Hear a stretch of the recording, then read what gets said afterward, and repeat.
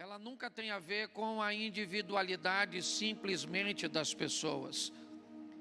Quando nós vemos Deus usar pessoas, essas pessoas são usadas para melhorar a qualidade de vida de outras pessoas.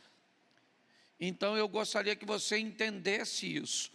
Será que nós estamos por detrás dessa escola? Há algum interesse que nós não colocamos para você, para ganhar um dinheiro seu, para tirar alguma coisa sua? Não, não tem nada a ver.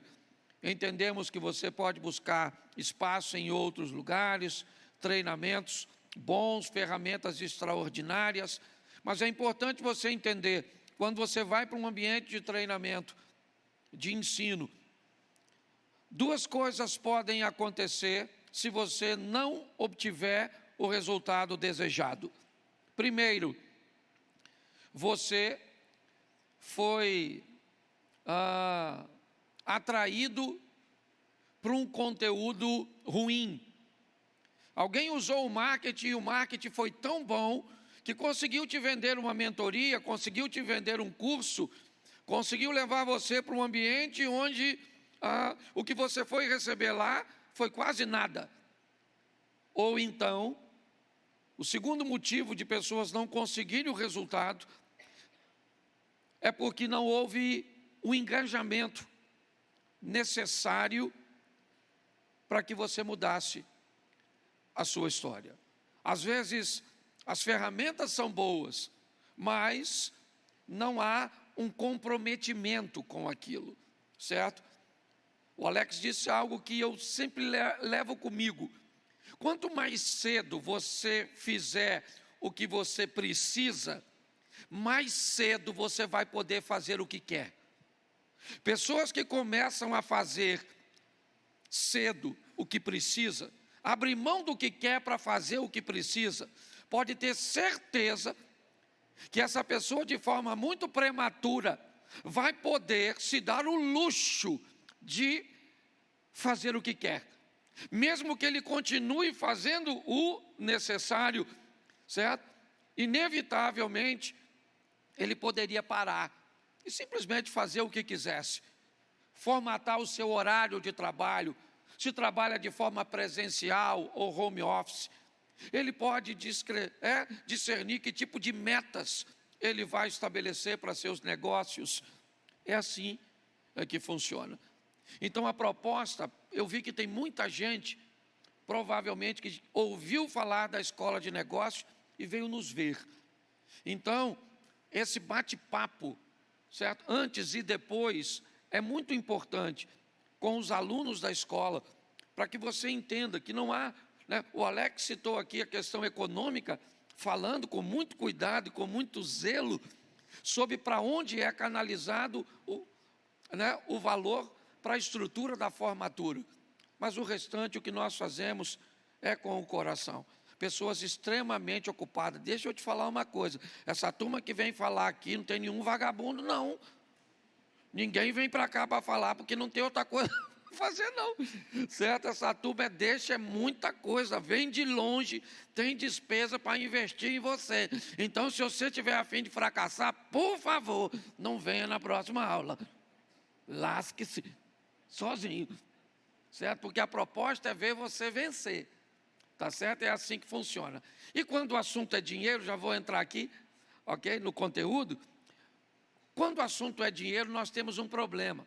Em algum momento da história, alguém demonizou o dinheiro, certo? Mediante a fé.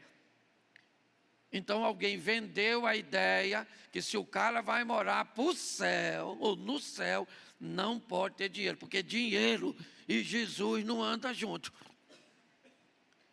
E quebrar isso é muito difícil, tá certo? É um grande desafio. Num ambiente onde a estrutura religiosa montada foi católica, então, inevitavelmente, certo?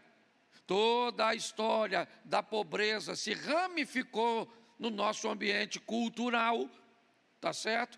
Impedindo as pessoas de conseguirem o sucesso econômico. E nós também, já de um tempo, lutamos contra o sistema socialista, comunista, com desejo de ser implantado na nossa nação, o que inevitavelmente precisa de um povo que não consiga gerenciar suas economias, suas finanças, porque quem administra bem dinheiro não precisa do sistema político de assistencialismo. Então, nós também somos um problema, certo? Para o sistema político, quando motivamos as pessoas a vencer. Tá certo? Então, depois você pega mais informações, vai estar lá, essa turma é extremamente organizada, está aí para te atender. Mas, hoje, eu quero falar com você sobre o empreendedorismo e a Bíblia. Eu quero te dar algumas informações, certo? Que podem ser preciosíssimas ao longo da sua caminhada. Eu vou discorrer, eu não gosto muito de dividir o espaço com a tela, por isso que eu não monto aquela estrutura. Eu gosto que você fique olhando para mim quando eu estou falando.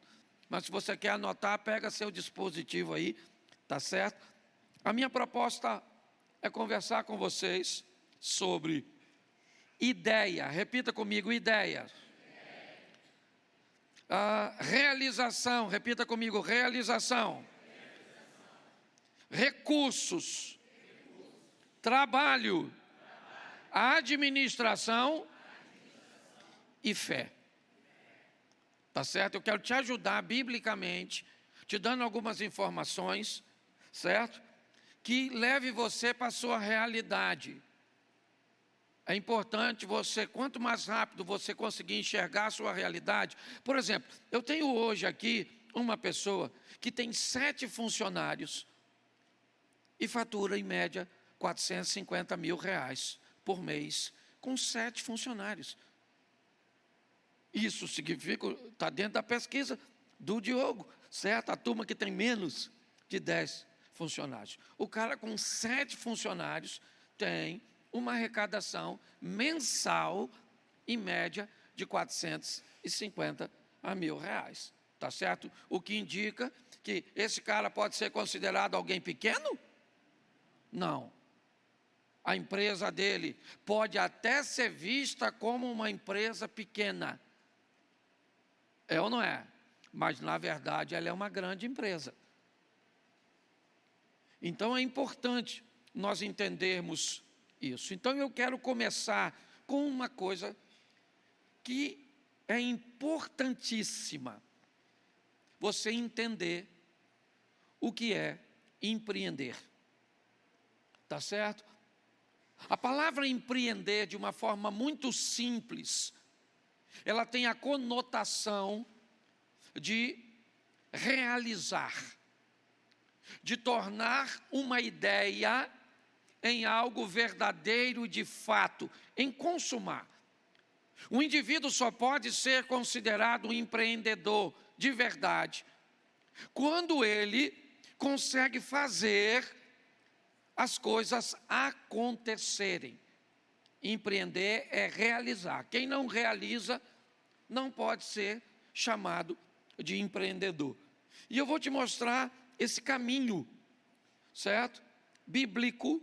Dá para colocar aqui na tela para mim? Então coloque Êxodo 25, 9. Presta atenção. Êxodo 25, 9. Olha só. Conforme a tudo o que eu te mostrar, para modelo do tabernáculo e para modelo de todos os seus pertences, assim mesmo fareis. Deixa eu te explicar algo biblicamente que precede, certo? A realização, o empreender, a ideia. Nem todo empreendedor, nem todo indivíduo que vai fazer acontecer, ele é dono da ideia. Ele é dono do projeto. Às vezes a pessoa é extremamente criativa. São pessoas cujas as ideias, certo, borbulham. A criatividade é algo que está dentro dela, mas ela nunca consegue realizar quase nada, ou basicamente nada, porque, na verdade, ela é apenas um idealizador e não um realizador. E às vezes você vai pegar um empreendedor, alguém que realiza, mas não tem ideia. A pessoa é extremamente limitada. Esse é um texto interessante, porque esse é um texto que fala de uma ideia que precisa tomar forma. Quem está dizendo esse texto é Deus.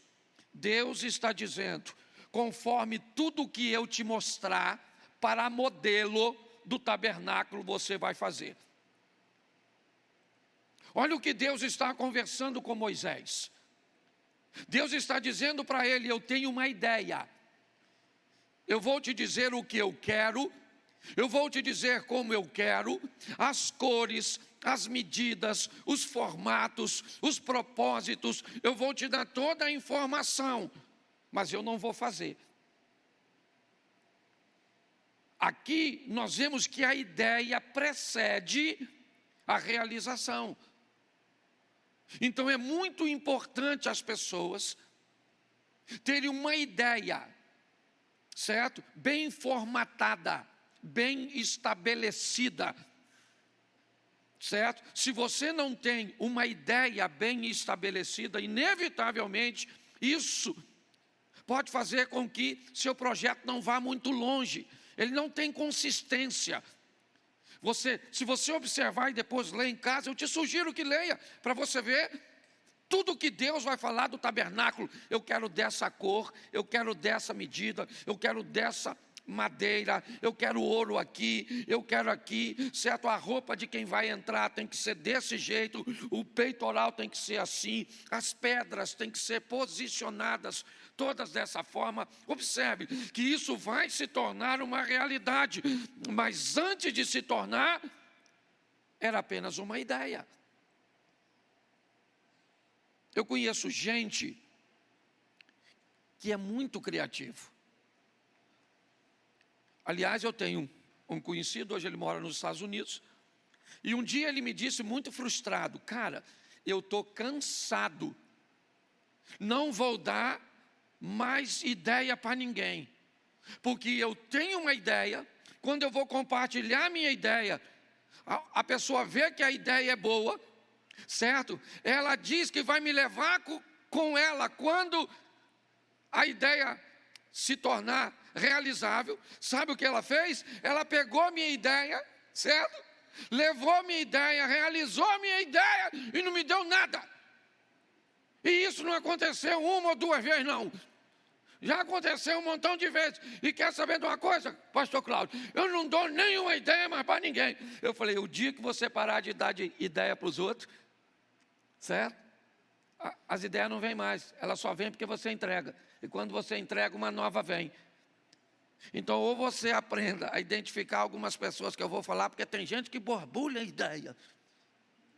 Você já deu alguma ideia boa sua, que virou sucesso na vida dos outros, que os outros foram e te deixou para trás? Levanta a mão, quem já fez isso? Isso, Deus te abençoe. Já vi que você é a pessoa da ideia.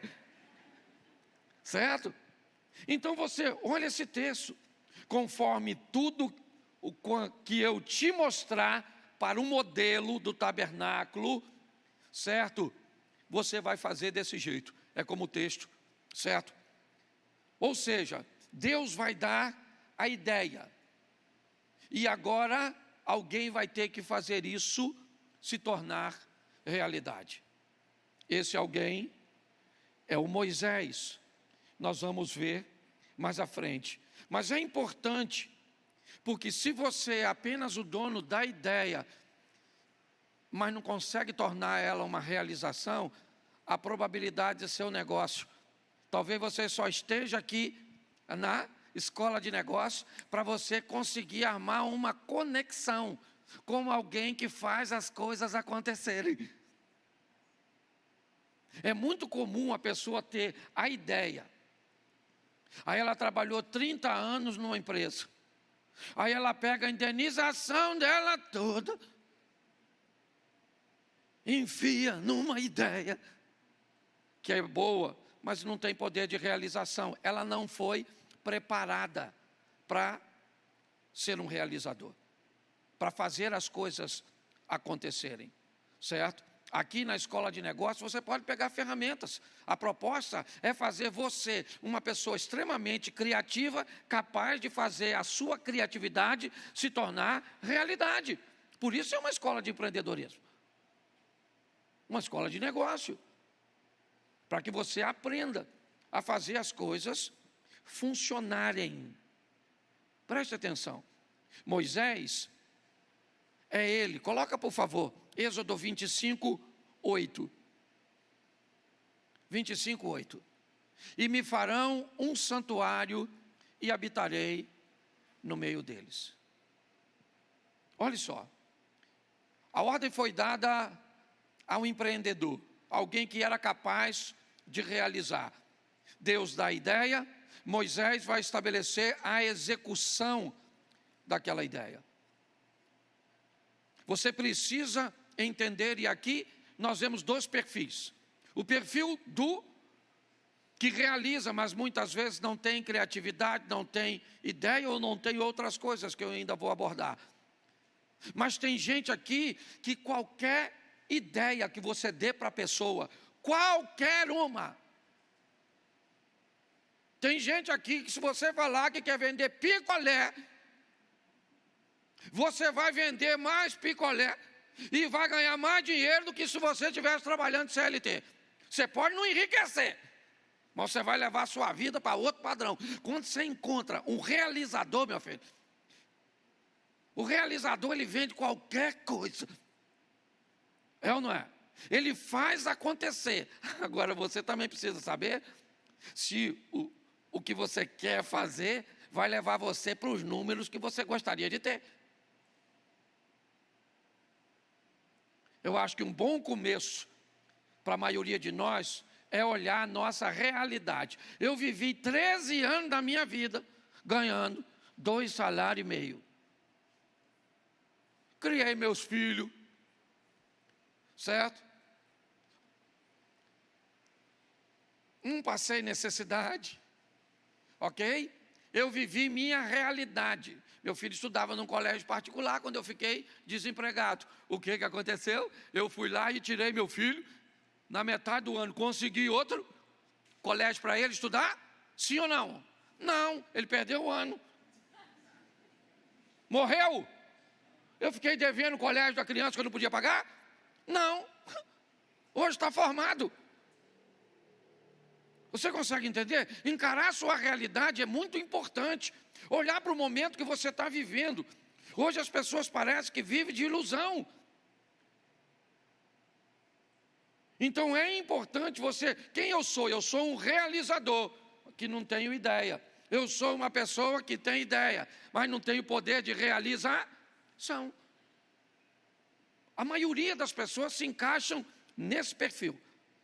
Certo? É como se alguém olhasse aqui para Xerém e dissesse: já pensou aqui, Alex? Não tem um restaurante árabe em Xerém? Pô, olha um mercado aberto. Quer investir no meu restaurante árabe? Vai dar certo? Qual é a probabilidade desse troço dar certo? Isso é uma ideia de jirico. Pare e pense. Então você tem que entender como as coisas funcionam, certo? Deus pegou alguém. Sabe quem é esse cara? Moisés. Deixa eu te explicar quem é ele. Ele é um cara treinado no Egito. A maior escola da época. Você sabe quem é esse cara? Um cara que foi treinado e estudado para se tornar um faraó. Você acha que Deus mandou um Zé Ruela, um borra-botas, construir? Não. Pegou alguém altamente preparado, altamente capacitado, certo? Alguém que seria capaz de fazer as coisas acontecerem. Tirar uma ideia do papel, ok? E colocar num ambiente realizável. Então o segundo passo é a realização. Vamos para o terceiro? O primeiro é o quê? Eu preciso de quê? De uma ideia. Uma ideia pode valer mais que 1000 dias de trabalho. Se tem uma coisa que eu te recomendaria a pedir a Deus, é uma ideia. Olha que eu sou pastor, pelo menos acho. E deixa eu te explicar uma coisa. Eu não queria e não quero depender economicamente de uma igreja. Então, eu precisava de uma ideia. Eu falei com Deus: Senhor, me dá uma ideia, algo para eu fazer. E sabe que ideia entrou na minha cabeça? Você já é engraçado. Por que você não faz stand-up comedy? Primeiro, porque não tem pastor nenhum fazendo isso. E segundo, que eu também não sou engraçado a ponto dos outros pagar para me ouvir. Não parecia loucura? Mas eu acreditei que dava para fazer. Hoje eu falo em média, por mês, talvez entre 18 e 1000 pessoas por mês pagando para assistir as palestras e os stand-up. Uma ideia que na hora que bateu na minha cabeça, eu nem contei para ninguém, porque era tão doida. Então, você acredita que Deus pode te dar uma ideia? Que pode mudar a sua vida?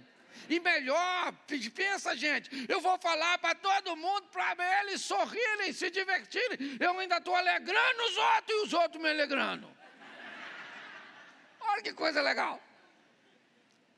Você viu a oração do Diogo? É isso, aqui. É o desejo de ver você crescer, de você prosperar. E quando isso acontecer, que você caminhe conosco para a gente aproveitar do seu dízimo. Tá certo? Mas é importante, realização. Terceiro, diga, recursos. Isso. Porque não adianta nada uma ideia com o poder de realização sem recursos. Você vai precisar disso. E eu vou te mostrar isso biblicamente. Está aqui, ó, Êxodo 25, verso 2. 25, 2. Está aí, ó.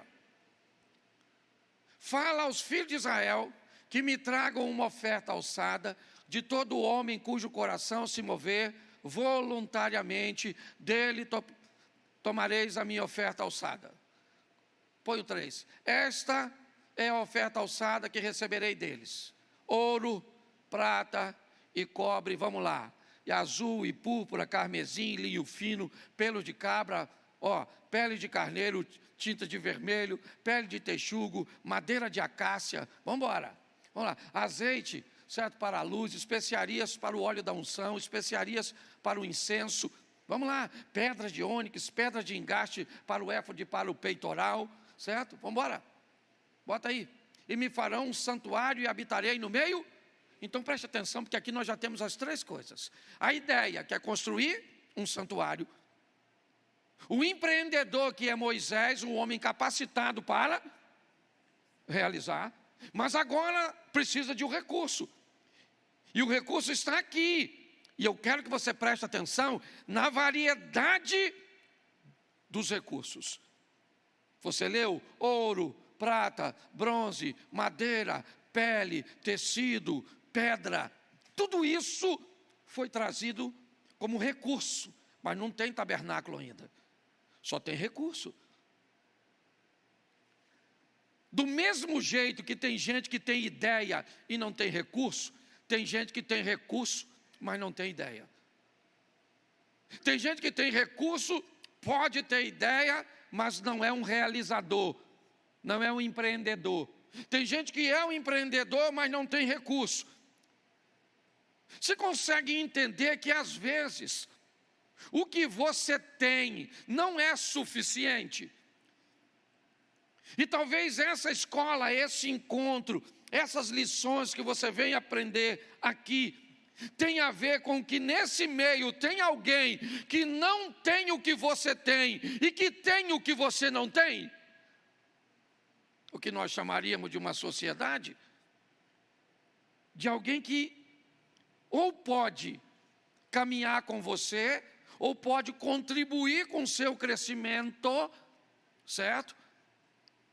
Em áreas cujas quais você é deficiente, certo? No momento em que o Sebrae estiver aqui, pessoas muito mais qualificadas do que eu, que esse não é meu ambiente, podem estar, e homem de negócios aqui, certo? Pode te auxiliar com isso. Mas recursos, você vai precisar de recursos. E aqui você vai ver aqui em cima modelos totalmente diferentes. Meu modelo de negócio é altamente conservador. Minha forma de colocar dinheiro é extremamente conservadora, certo? Eu sou o único modelo? Não. Você vai ver gente aqui arrojada. Gente que monta 3, 4 negócios, que tem margem de perda, que sabe o que pode perder, onde pode perder. A hora de dizer, isso aqui não dá mais para eu colocar meu dinheiro, certo? São pessoas que diversificam. Então, quanto mais rápido você descobrir quem você é e quanto de recurso você tem, porque às vezes, eu vou te dar um exemplo. Quando meu pai estava vivo, eu chamei meu irmão. Meu pai precisava de cuidado. E eu chamei um dos meus irmãos e disse para ele, cara, vamos fazer o seguinte, meu pai precisa de 2 recursos, dinheiro e tempo para estar com ele. Você tem tempo, mas não tem dinheiro. Eu tenho dinheiro, mas não tenho. Olha só, dava para a gente fazer uma parceria muito boa para cuidar do meu pai. Certo? Porque meu irmão tinha um recurso que eu não tinha, eu tinha um que ele não tinha, então deu para fazer uma parceria para que meu pai tivesse o cuidado e a assistência que precisava. Então recursos, eles são importantíssimos. Não existe negócio sem recursos. Uma ideia, uma realização, ela vai precisar, o tamanho do recurso, eu não sei. Eu sei que a grande maioria aqui, pelo ambiente que nós estamos, provavelmente, recursos também pode ser um grande problema. Certo? O Diogo estava falando de gestão aqui, a dificuldade que as pessoas têm é de estabelecer, né, o que é pessoa física de pessoa jurídica. E muitas pessoas montam um negócio e não faz distinção entre o que é o capital da igreja, o que é todas essas coisas. Essa é uma proposta nossa, de equipar você, certo? Para que você entenda sobre recursos, e eles são importantíssimos. Se você negligenciar isso, inevitavelmente seu negócio, certo? Independente, né, de quem coloque recurso.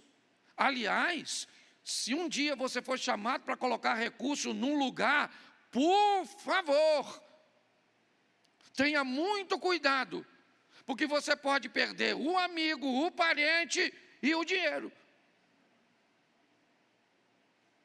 Eu vejo gente que provavelmente já sofreu com isso, certo? Mas, então nós precisamos de uma ideia, está lá, a ideia está na mente de Deus. Vamos construir um tabernáculo, está certo. Mas quem vai construir? Deus não vai? Então eu preciso de um empreendedor, alguém que faça a ideia se tornar uma realidade. Então tá bom, eu já tenho a ideia e já tenho o empreendedor, então agora eu preciso dos recursos.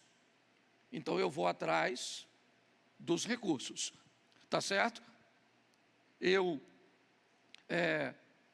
recomendo, pelo meu estilo, certo? Eu sou da tese de que quem nasce grande é monstro. Então eu acho que você pode ir construindo uma coisa que vá crescendo gradativamente. Qual é o grande problema da maioria de nós? É que começamos tarde demais, e quando começamos tarde demais, temos a necessidade de uma velocidade perigosa. Entendeu? Esse é que é o problema. Hoje você vai lidar com gente que precisa ganhar muito mais do que o seu negócio ou o seu trabalho vai lhe oferecer. Essa conta acaba não fechando, e se você não pisar no freio, ok?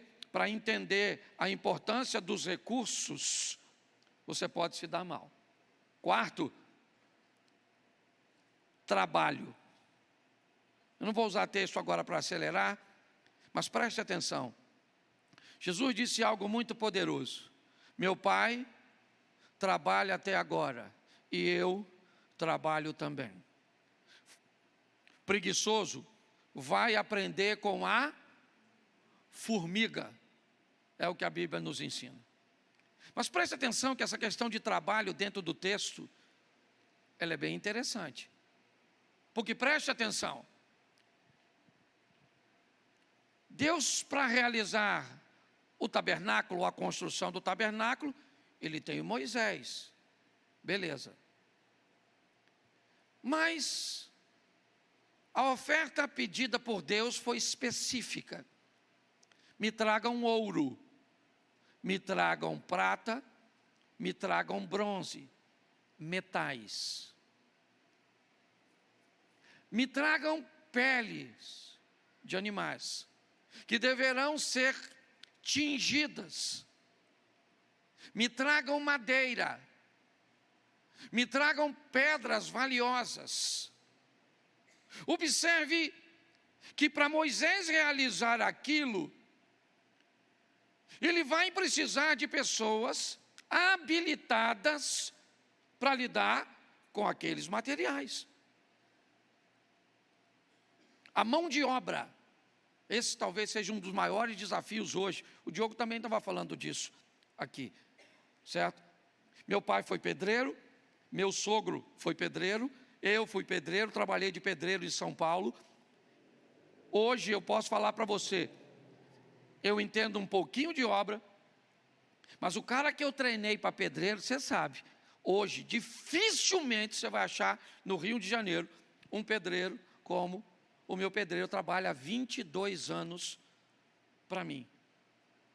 Nós estamos 22 anos juntos, certo? Um cara que eu treinei, isso aqui faz parte basicamente da minha família. A mãe dele está sendo operada em Vassouras, foi operada, ele está lá, é alguém que sabe que a gente criou uma conexão. Mas é muito importante nós entendermos sobre trabalho, mão de obra, que é nosso, que é daquela pessoa que vai estar nos representando. Esse é que é o problema, certo? Um colaborador seu, ou você, ou seu marido, eu não sei, uma empresa familiar, 2, 3 pessoas, não interessa. A gente não está falando aqui, certo, simplesmente do tamanho final do seu negócio. Nós estamos numa escola, o que indica que você pode estar no começo. Então não tem vergonha nenhuma em você chamar de uma empresa, certo? Algo que tenha 2 ou 3 pessoas, simplesmente. Mas a proposta é gerar em você uma responsabilidade de trabalho, entendeu? Força para trabalhar, para se dedicar, para ir adiante, certo? Para entender que para que o seu negócio dê certo, você vai precisar de uma excelente mão de obra. E se o seu negócio não tiver sequer a sua excelência, como é que vai acontecer? Eu não preciso ser bom em tudo. A igreja é um negócio? Não, mas ela precisa funcionar. Eu consigo fazer esse ministério funcionar? Até consigo, mas não consigo igual eles. Eu não consigo. Certo? Eu tenho gente aqui preparada para fazer aquilo que eu não sei fazer com maestria. Eles vão falar, né, sobre temáticas aqui, vão lidar com situações que eu entendo pouquíssimo e que eu sento para ouvi-los porque são autoridades. A minha área é a da pregação, é a Bíblia. Nessa área eu me desenvolvo bem, eu entrego bem, certo? Minha agenda hoje, eu perguntei ao Eduardo, eu acho que ele devia estar brincando, mas em média hoje eu recebo de 60 a 80 convites por dia, certo? Para falar em diversos ambientes, mas quando eu vou, a minha roupa me vende, o meu humor me vende, a minha educação me vende. Hoje eu não tenho tempo mais de dizer sim para ninguém. A minha agenda está fechada, e se eu quiser fechar para o próximo 3 anos, ela vai estar. Mas o indivíduo que me convida hoje e eu não posso atendê-lo, eu não digo para ele um não. Não é assim que funciona. Não é assim que o indivíduo que está lá na ponta do telefone, ou para responder o e-mail, não. Porque o cara que eu não atendo hoje, provavelmente é alguém que amanhã eu vou atender. Então tem que ter educação, tem que ter respeito, tem que ter cuidado. Não é porque eu estou vivendo um momento bom de ascensão que isso tem tendência a durar para sempre. Então, que tipo de trabalho você oferece para o seu negócio? Que tipo de atenção, certo, você oferece para o seu negócio? É importante que você esteja à frente de tudo isso, primeiro a chegar, último a sair, certo? Mas tem que ser desse jeito. Tem que fazer hoje o que é preciso. O que é preciso.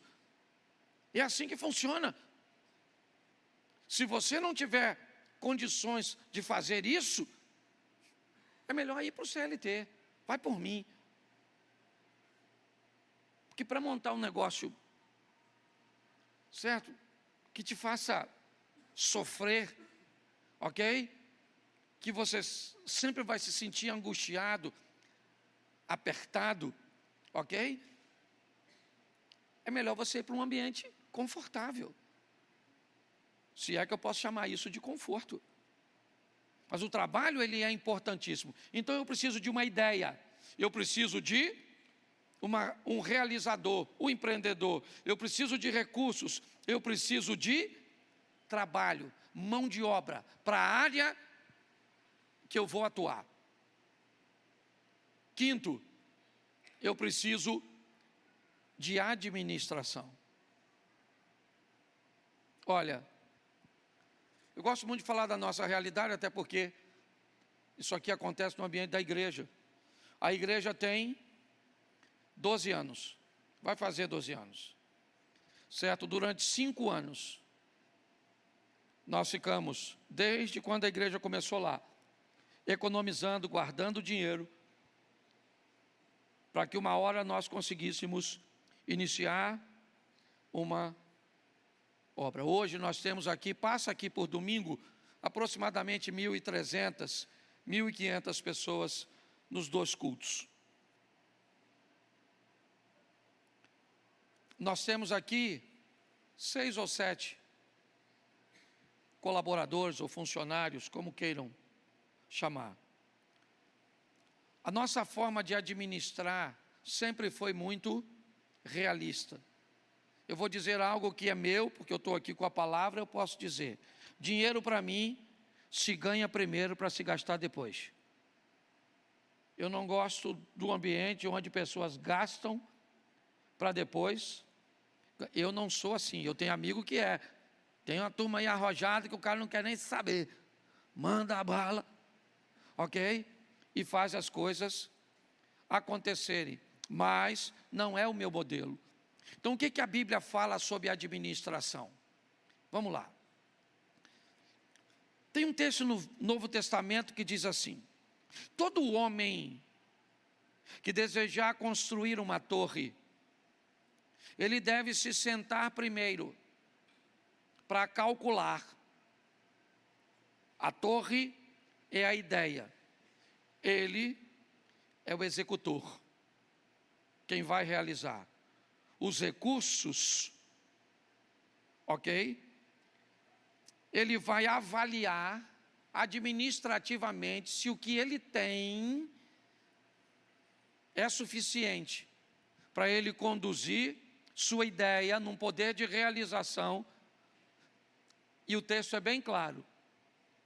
Para que, se ele parar a construção pelo caminho, quem passar na rua olhar e vai dizer: essa pessoa que está fazendo essa torre começou, mas não pôde terminar.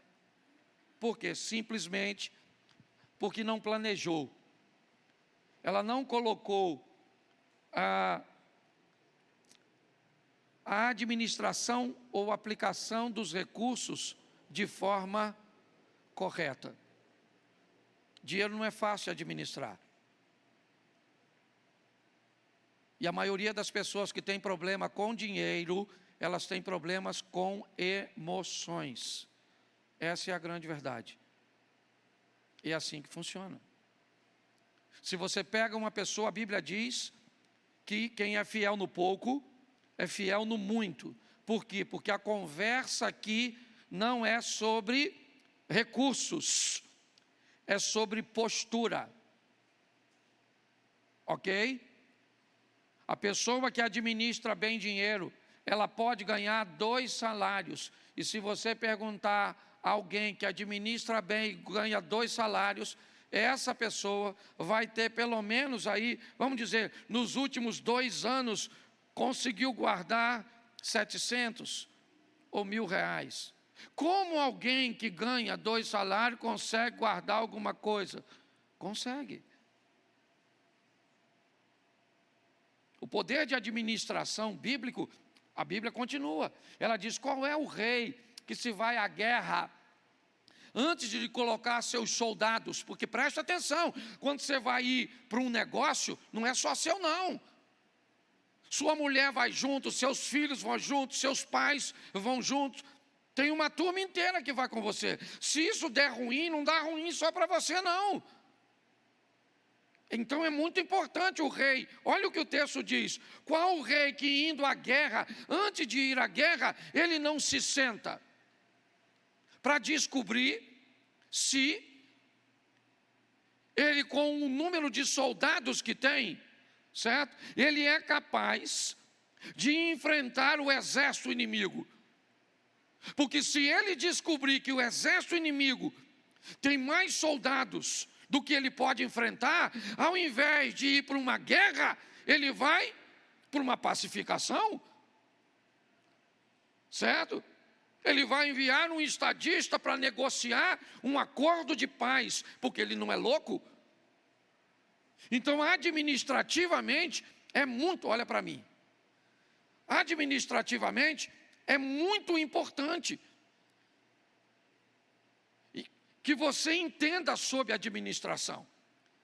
Pessoas vão passar por aqui e passam por aqui te ajudando a administrar pouco, te ensinando coisas simples, como precificação de produtos que as pessoas sequer são capazes de fazer de forma correta. Dobrei, eu ganho 100%. Pare e pense. Então, se você anda sempre com problema de dinheiro, você não tem problema financeiro, você tem problema emocional. Pode ter certeza. Ninguém pode ter problema financeiro o tempo inteiro. Se o período de escassez chegou na sua vida, ele já deveria ter te ensinado a diminuir os gastos. Você já deveria ter baixado o seu nível num nível tolerável, porque é assim que funciona. Você acha que o José vai governar o Egito do nada?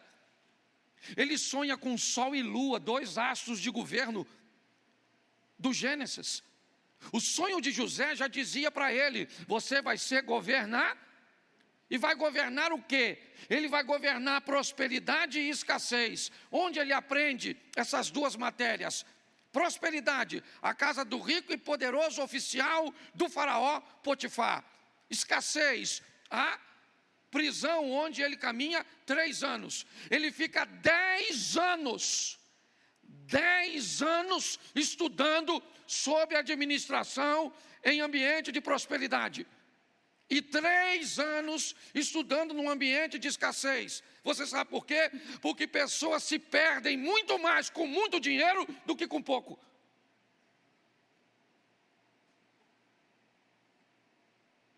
Ah, pastor, se perdem. E às vezes não se perde financeira não. O cara constrói a vida do lado de uma guerreira e no final tenta terminar do lado de uma aventureira. Perde família, perde isso, perde aquilo, abandona filhos, perde os valores, perde tudo. Pare e pense. Ele vai aprender a administrar. E para administrar muita coisa, eu preguei isso esses dias aqui na igreja. O cara está trabalhando, bonitão na casa do faraó, ou do criado do faraó, do oficial, e a mulher do Potifar olha para o José e diz: esse cara cabe como meu marido, dá para colocá-lo na cama do meu marido. Olha só, o cara já é o chefe dos criados. Então a administração não é só grana não, meus irmãos. Ok? Tem que administrar crescimento, administrar humildade, para não cair na soberba. Você está entendendo? É muita coisa que está envolvido. Então hoje, quando você vê pessoas enroladas economicamente o tempo inteiro, eu recomendo você, procure um profissional da saúde emocional. Ele vai poder te ajudar mais que o sempre, porque já é comprovado. Essa também é uma grande luta nossa com um sistema governamental como o nosso. Você sabia que a gente não pode colocar numa escola uma matéria como educação financeira? Não pode colocar. Não é permitido colocar na grade a educação financeira. Alguns que tentam fazer, dão uma maquiada na temática para colocar, enrola, porque não pode. Porque já descobriu-se que quem tem problema com dinheiro, tem problema com emoção. Se você vai ajudar alguém a administrar dinheiro, inevitavelmente essa pessoa vai aprender a administrar suas emoções. Se ela administra suas emoções, já era. Ela começa a prosperar, porque ela sabe sobre relacionamento interpessoal, ela vai saber lidar com relacionamentos verticais, quem está acima, quem está abaixo, relacionamentos horizontais, quem está na mesma posição. Quando isso acontece, sabe o que acontece? Você prospera. E quando você prospera, você não depende do sistema governamental. Então você é alguém que pode fazer crítica. Então você não é importante. Administrar é muito importante. Tem gente que tem ideias extraordinárias, poder de realizações fantásticos. São pessoas que têm recursos, que trabalham pra caramba, mas que quebram, porque não consegue. Ganhou um dinheiro, troca de carro, e troca de casa, e viaja, e faz isso, e faz aquilo, aquilo outro. Quando vê, volta para um ambiente pior do que quando começou. E talvez você entenda disso melhor do que eu. E por último, não menos importante, fé. Seu negócio também vai precisar de fé. Vamos voltar aqui para ver se você lembra. O primeiro foi o quê? Você precisa de uma? Isso. Depois você precisa de realizar. É onde entra o empreendedor. Depois você precisa de recursos. Agora você vai precisar de trabalho. Depois, e fé. Fé. Fé por último, pastor. Não é fé primeiro, fé por último. Comigo a fé vem por último. Primeiro você tem a ideia, depois você vai conseguir poder de realização, depois você vai atrás dos recursos, depois você trabalha pra caramba, aprende a administrar, e se esse troço tudo junto não der certo, você deve falar assim: pastor, já deu certo. Fé. Você já viu um texto bíblico que diz assim: orai sem cessar? Sim ou não? Você acha que a oração é importante, sim ou não? Sim. Claro que é. Se a Bíblia diz que tem que orar sem cessar, é porque a oração é muito importante, é ou não é? É. Mas mais do que a importância da oração, eu vou te dar uma dica. Observe a pauta da sua oração. Que tipo de conversa você anda tendo com Deus nas suas orações? Porque o tempo é o mesmo. Uma mulher pode lavar roupa e passar roupa ao mesmo tempo? Sim ou não? Não. Ou lava a roupa ou lava a louça ou passa. É assim que funciona. Duas ao mesmo tempo não dá para executar. O que me ensina que se você está orando, e está fazendo bem, está orando, para Deus corrigir seus erros, ou está orando para que você prospere, o tempo que você vai levar é o mesmo, a pauta é que é diferente.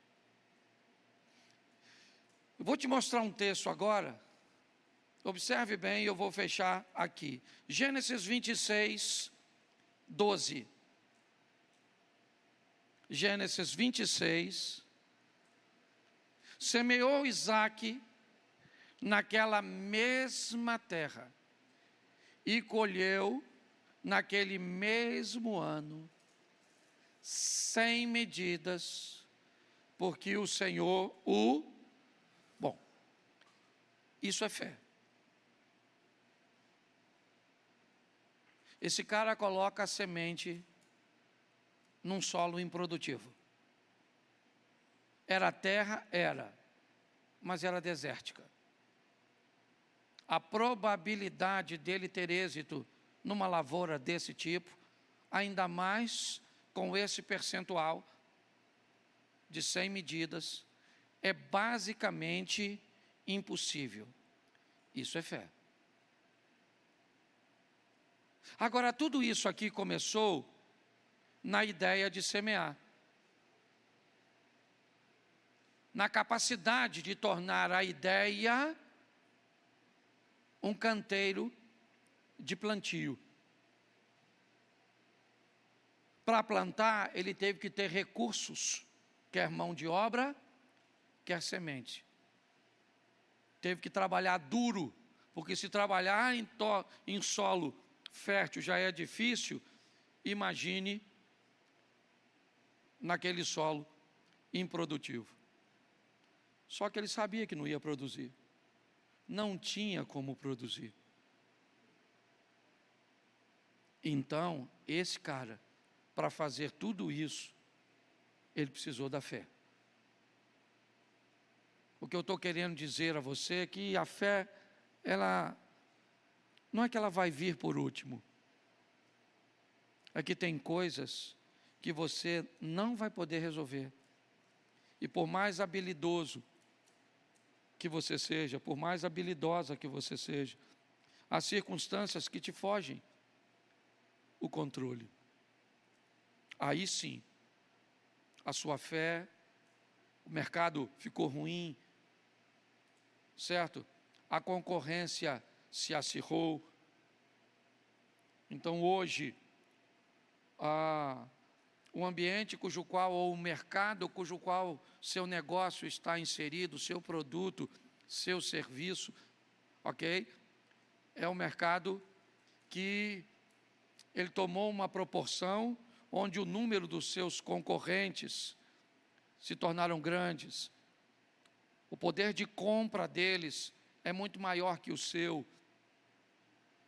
A capacidade e os recursos que eles têm para colocar no marketing são bem mais intensos que os seus. Então há uma desigualdade econômica entre vocês. Aí você vai para a fé.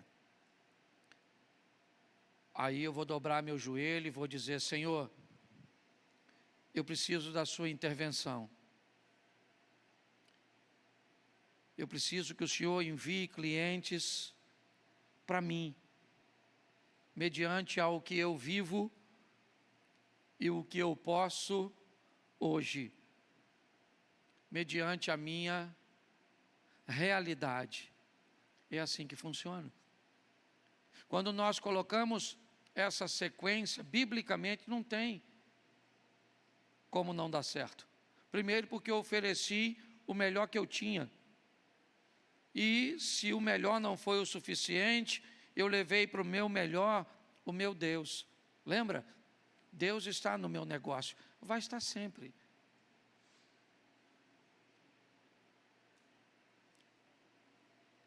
Porque eu sou cristão.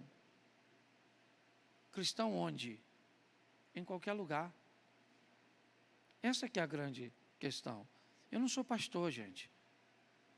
Eu não sou pastor.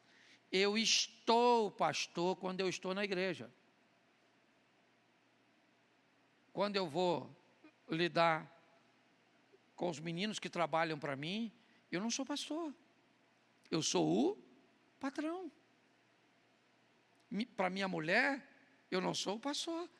Eu sou o patrão. Hoje o meu vizinho levou um caminhão lá e quebrou algumas coisas que eu havia construído. E ele mandou uma mensagem: pastor, meu caminhão passou aqui, quebrou isso, quebrou aquilo, eu vou mandar consertar. Mas eu sou o vizinho.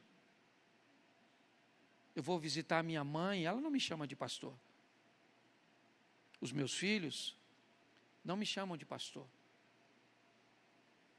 Mas eu sou um pai cristão, um filho cristão, um marido cristão, um vizinho cristão, um pastor, obviamente, cristão, certo?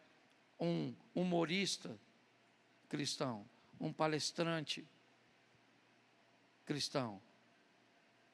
É assim que funciona, certo? Ontem à noite eu estava ministrando num evento. Tem algum barbeiro aqui? Tem barbearia? Isso aí. Estava com o seu Elias, lá no Transamérica, lá em São Paulo, 2.000 barbeiros no evento do seu Elias. Um cara que é barbeiro. Vocês conhecem ele aí? Quem conhece o seu Elias? Conhece? Sabe que os caras, um jogador de futebol entra num avião na Europa para vir a Belo Horizonte cortar o cabelo com o cara. Segura essa. Quando o cara voltar para lá, o cabelo já cresceu. Isso é que é negócio. É só para você entender, certo? Pensa num negócio extraordinário. Um trabalho bem próximo desse nosso. Ô Diogo, teve mais de 200 conversões no trabalho. A de ontem. Tá certo? Então nós vamos precisar de fé, sim. Mas vou te falar uma coisa: use a fé para você primeiro. E faz tudo isso que você tem recebido de ferramenta no seu negócio primeiro, antes de botar a fé. Provavelmente, talvez até você note que não vai precisar nem de muita fé para dar certo. Porque negócio para dar certo precisa de fé.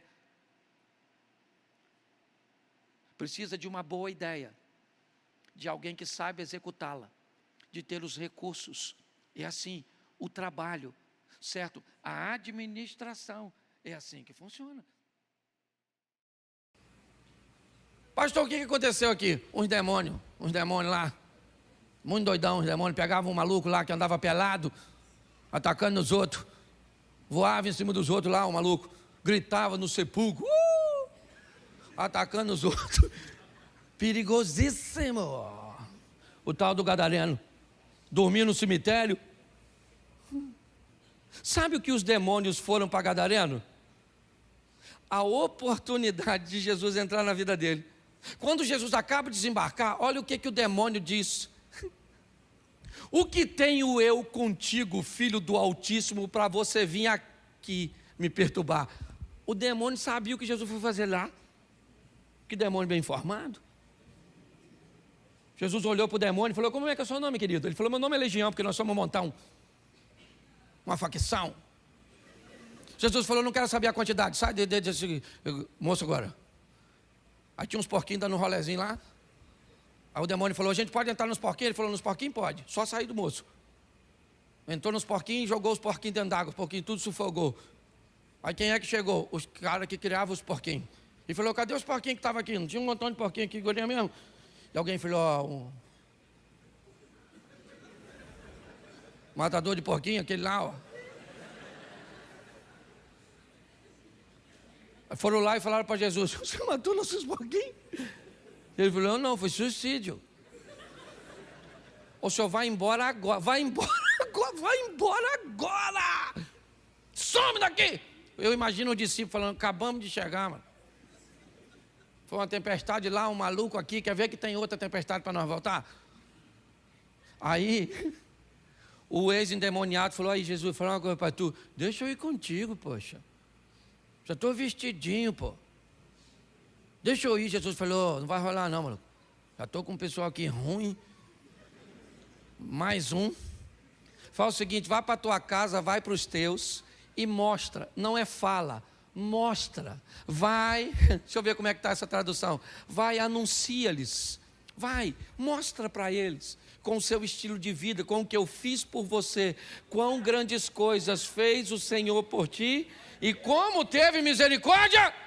Pronto, a salvação chegou para o endemoniado. Nas 10 cidades pagãs, lá do leste do mar da Galileia. Dá para você entender isso? Você volta um pouquinho, Atos dos Apóstolos. Um carcereiro sendo salvo. Quer ir um pouquinho? O ladrão da árvore, o Zaqueu. Você quer voltar um pouquinho? A prostituta. Você quer ir mais um pouquinho? O Ciro.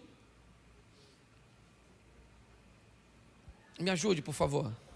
Leproso, Naamã. E hoje, pastor? Bom, hoje não tem Naamã, hoje não tem Raabe, hoje não tem Zaqueu, hoje não tem o carcereiro, não tem o gadareno. Quem tem aqui hoje é você. Porque finalmente a história chegou até você, para te dar uma oportunidade de tomar uma decisão que pode mudar a sua vida para sempre. Mas pastor, com a minha vida toda torta, está pior que a do leproso? Está pior que a dona aqui, da mulher peixe? Está pior? Hã? Está pior? Não está pior. Entendeu? Então, escute só. Eu gosto da igreja que eles vão entendendo devagarzinho. A gente fala, e eu já faço de propósito, que é exatamente para fazer você raciocinar. Não estou falando palavrão, não. Meu propósito aqui é fazer com que você entenda que sua mente é como um paraquedas. Para funcionar, tem que abrir. Para que você consiga ver o que Deus fez, faz e fará por sua vida, por sua casa, por sua família, pelos seus negócios. Ah, pastor, mas você não é a melhor opção. Por isso que a Bíblia diz que você não escolheu ele, foi ele que escolheu. Eu não era a única opção e nem a melhor opção que ele tinha. Ele tinha gente muito melhor do que eu, muito melhor do que você, mas aprove ele escolher eu e você e pronto. Quem não gostar, reclama na administração. De João, capítulo 1, ou melhor, capítulo 4 primeiro. Vamos dar uma olhadinha no assunto sede, girando em torno de água, e a primeira é a mulher samaritana. Isso. Quando o Senhor veio a saber que os fariseus tinham ouvido que Jesus fazia, que batizava mais discípulos que João, ora ainda que Jesus mesmo não batizava, mas sim os seus discípulos, ele saiu da Judéia e foi outra vez para a Galiléia. Era necessário passar por Samaria. Foi ter em Samaria, numa cidade chamada Sicá, junto à herdade que Jacó havia dado para o seu filho José. Estava ali a fonte de Jacó. Jesus, cansado do caminho, assentou-se junto à fonte. Certo? E veio uma mulher de Samaria tirar água e disse: Jesus, dá-me de beber. E ela disse: como tu, sendo judeu, me pede de beber a mim, que sou mulher samaritana? Há parentes, porque o judeu não se comunica com o samaritano, fecha o parente, bota uma pontuaçãozinha aí. Jesus disse: mulher, se tu conheceras o dom de Deus e soubesse quem é o que te diz, dá-me de beber, você é que me pediria e eu te daria da água viva. Ela disse: o poço é fundo, o senhor não tem com o que tirar. És tu maior que o nosso pai Jacó, que bebeu ele mesmo deste poço, como também toda a sua família e todo o seu gado. Jesus disse: mulher, aquele que beber desta água tornará a ter sede, porém aquele que beber da água que eu lhe der nunca mais terá sede. Note que o assunto é água, preste atenção, depois você confere. Água, ok? O assunto aqui é água. Uma mulher está indo buscar água. O que tem lá? 2 poços. É isso aí, querida. Criança é assim mesmo. Louvado seja Deus. Se está chorando é porque está com saúde. Isso. O que tem lá? Repita comigo: 2 poços. Isso. Mas pastor, a Bíblia diz que tem um poço só. O poço de Jacó, a herdade que ele deixou para José. Bom, isso é o que tem o H2O. Tá certo? Bom, o que aquela mulher tem ou sabe que vai ter? Sede. Não significa que ela está com sede no momento que está tirando água. Como ela não tem uma água encarnada como nós, ok? O que ela faz? Ela vai atrás da água. Ela sabe onde a água está. Ela sabe. Ela sabe que para tirar a água, ela vai precisar de algumas ferramentas. Ela sabe que o poço é fundo, ela mesmo disse a Jesus. E ela sabe que precisa de uma corda para acessar a água que está no fundo. E ela precisa também de um recipiente para conduzir a água para casa. Então note que ela está totalmente equipada para aquilo que deseja. Ela sabe onde a água está, onde é o poço. Ela sabe que o poço é fundo, então ela leva a corda. E ela sabe que precisa de um recipiente para levar a água para casa. O que ela não sabe é que além de uma vida física nutrida pelo H2O, pela aguinha, ela também precisa de uma outra água. Uma água que não tem naquele tipo de poço. Então, quando nós olhamos para esse texto, nós vemos um poço do lado de outro poço. E vem uma mulher totalmente preparada para tirar daquele lugar um tipo de água. Mas o outro tipo, ela nem sabe que existe. Quando Jesus começa a se apresentar para esta mulher, a primeira coisa que ele diz: me dá um pouco de água. Me dá um pouco de água. Me parece que, querendo botar a mulher num posicionamento de vantagem, ele inicia uma abordagem a uma mulher que tem sérios problemas com homens. Sérios. Ela não era mais uma garotinha, já passou por 5 relacionamentos frustrados, está dividindo um cesto de um homem que não é dela, ou seja, está vivendo um adultério. Até o presente momento, ela sempre encontrou homens que queriam tirar proveito de seu corpo. Mas preste atenção, na Bíblia, deixa eu fazer uma analogia aqui. O 7 é considerado um número perfeito, sim ou não? Sim ou não? Ela já teve quantos homens? Então está na hora de encontrar o 7º. Jesus, o 7º homem, ele não quer seu corpo, ele não quer prazer com ela. Muito pelo contrário, ele quer oferecer a ela o prazer. Quando ela chega para buscar, ele aborda ela e ela, confusa, diz: como o senhor tem coragem de falar comigo, se o senhor está vendo que eu sou uma mulher e esse não é o nosso protocolo? O senhor está vendo que eu sou uma samaritana e há uma divergência entre nossos povos? O senhor está quebrando muita coisa por causa de uma sede, aliás, que ele nem tinha, porque o texto não diz que ele pediu água para ela porque tinha sede, ele quis apenas abordar. Mas quando ela olha para isso, ela diz: como o senhor ousa falar comigo?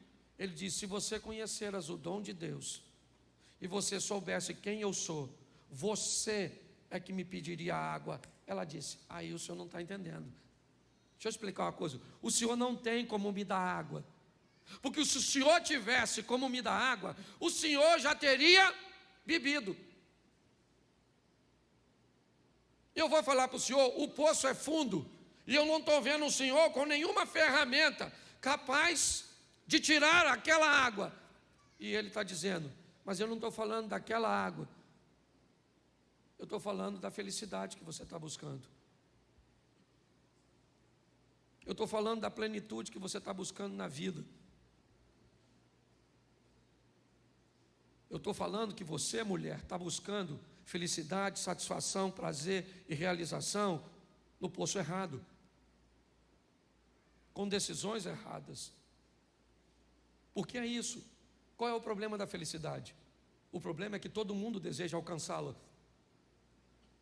mas o problema é que onde ela vai estar? O que é ser feliz para você? É grana no bolso? Beleza. Você acha que quem tem dinheiro no bolso é feliz? Então você imagina que nas grandes mansões, nos lugares, certo, onde o dinheiro está presente, todo mundo é feliz? É isso?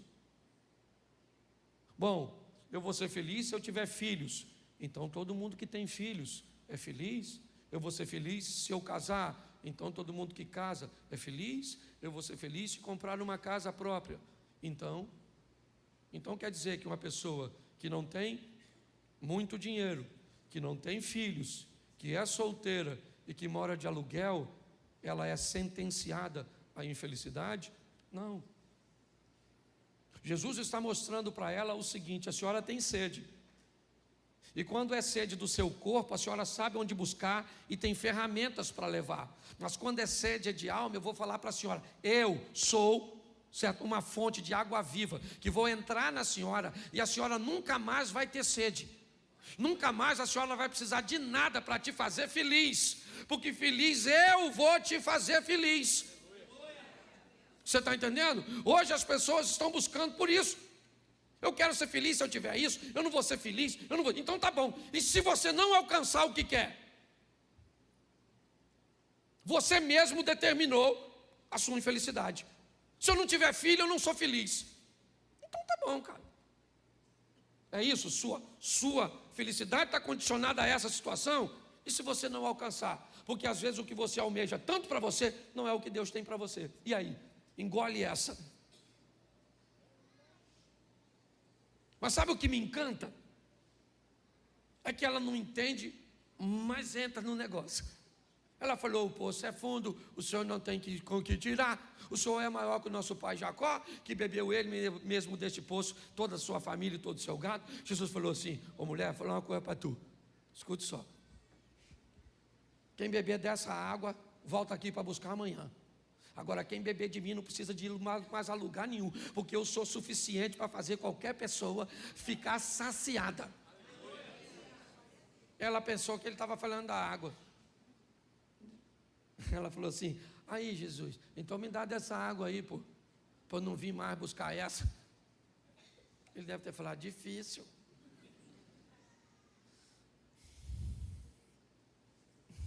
Você não entendeu nada. Então vamos mudar de assunto? Não queria mexer nisso, mas vou. Vai chamar seu marido. Aí ela falou: marido? Caraca, vamos voltar para a água, que eu acho que eu ia ficar mais confortável. Deixa eu explicar ao senhor: eu não tenho marido não, moço. Eu sou solteira. Aí ele falou: pois é, dona. A senhora não tem, porque a senhora já teve 5, já está com um que nem é seu. Ela falou: caramba, fofoca terrível. Ela não sabe que ele é Jesus. Então ela deve estar falando: puxa vida, descobriu quem eu sou. Caramba. Ô moço, eu estou vendo que o senhor é profeta. O senhor é alguém diferente. O senhor não é igual aos outros homens que eu encontrei. O senhor é diferente. O senhor sabe o meu passado, o senhor sabe quem eu sou, o senhor me conhece e eu não sei nada a seu respeito. Essa é a grande questão. Pare para pensar nisso. Ele sabe quem nós somos. Poucas coisas você sabe a meu respeito. O que você sabe a meu respeito? Você me conhece há quanto tempo? Você não sabe o que eu passei na infância, na minha adolescência, na minha juventude, os traumas que eu já enfrentei, as escassez, os problemas, tudo que eu já... E ele sabe de tudinho. E mesmo assim, me deu a oportunidade de me oferecer uma água que uma torneira não me dá. É muito importante nós entendermos isso. Jesus está mudando a história dessa mulher. E pensa num troço absurdo, é o que ele vai fazer com ela. Ele conversa com ela e fala coisa com ela que ele não disse para seus discípulos. Ele dá instruções. Quem é essa mulher para receber isso? Sabe onde os discípulos dele estão? Enquanto ele está conversando com a mulher? Na cidade de Samaria. Sabe o que tem lá? Muita gente que Jesus quer salvar. Jesus diz para seus missionários, 12 missionários: vão até Samaria comprar comida. E eles vão para comprar comida. A mulher veio para pegar água. Olha só. Quando Jesus termina de conversar com ela, ela deixa o cântaro. Depois você dá deixa eu ver se eu consigo te mostrar aqui. Põe o 4:28, por favor, para adiantar. Eu estou adiantando porque no segundo eu consigo pregar o texto inteiro. Agora eu tenho que abreviar. Isso. Deixou, pois, a mulher o seu, era com o cântaro que ela ia fazer o quê? Ela foi apanhar água. Levou a água. Levou ou não? Levou. Só não levou o H2O. Entendeu? É isso que eu quero que você entenda. Ela levou, só não levou a água do poço. Ok? Foi para a cidade, correu e disse àqueles homens. Olha o que ela disse para os homens. Gente, encontrei o Messias. Samaritano esperava Messias também, sim ou não? Sim. Agora, um Messias que conversa com a dona, com essa reputação, aí também não, né, gente? O Messias tem que bater um papo com você. Uma pessoa santa, imaculada. Ir lá na sua casa, te abordar, falar comigo que sou o pastor Cláudio. Vai lá para pegar uma dona dessa reputação. Ela falou assim, encontrei o Messias. Falou comigo. Os caras devem ter falado, vê se o Messias vai aparecer para a senhora. Essa carga tributária da senhora para pagar. A senhora não tem vergonha não, o Messias já nunca vai dar confiança para a senhora. Esse é que é o problema, gente. O diabo usa isso contra nós, porque muitas vezes ele pega a nossa reputação, que nós não somos flor que se cheira, sim ou não? E isso. E aí diz, você não merece, você não, Jesus, entrar em você, entra nada, eu não estou querendo entrar. O Satanás fala, imagine Jesus, de tão sujo, só que ele sabe quem nós somos. E a mulher está falando, encontrei o Messias. Ela falou assim, e ele falou o quê? Falou tudo que eu fiz. Aí eu acho que ele falou, então quero ir lá dar uma olhada. Pelo menos alguém teve coragem de falar com a senhora. A senhora deixar essa vida sem vergonha da senhora. Não pode vir um homem, esse furor uterino que a senhora tem. Foi lá. Foi lá, Jesus está quietinho. Certo? Só que quando ela volta, quem é que já está lá? Os discípulos com a comidinha. Sim ou não? Eles foram comprar comida onde? Em Samaria. E ela também foi em Samaria. Foi ou não foi? Eles trouxeram quantas pessoas para receber Jesus como Senhor e Salvador? Os discípulos? Ninguém. E a mulher? Vem assim, ó, evangelista. Jesus pega um cara cheio de demônio e transforma em evangelista. Não tem problema, não sei quem você foi. Ele não está olhando para quem você foi. Ele está olhando para quem você pode se tornar nele. As pessoas olham para o nosso Jesus olha para o nosso futuro, gente. Vem a dona. Eu imagino Jesus olhando para os discípulos.